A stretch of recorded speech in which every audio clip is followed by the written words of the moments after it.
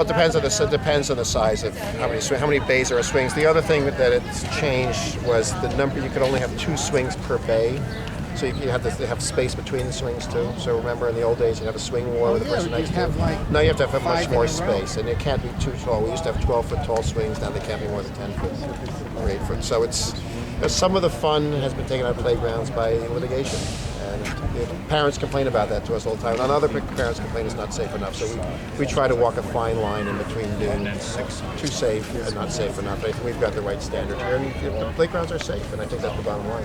What about kids? How do they feel? Kids will have fun. I often say kids will have fun with a stick and a pile of dirt. And we're also learning about that. A lot of our new playground designs, we're saying, this fixed playground equipment has certain kinds of play value, what people call gross motor skills. You run, you jump, you climb. And then there's things that kids like to do that don't involve the gross motor skills. They involve fine motor skills, manipulation of the environment, playing with sand, playing with water, playing with twigs. When I was a kid, I was happiest with having a stick and a pile of sand. I was a sandbox kind of kid. So we're bringing back the sandbox. We're doing using the concepts of the imagination playgrounds, where you bring in movable parts, and we're working to design this new playground downtown, and also playground in the box, which we're really pioneering in Brooklyn this year, to bring in addition to the big play equipment, little things that kids can manipulate and play with and have imaginary games, because kids need to be able to do both. How's your war against the Asian longhorn beagle going?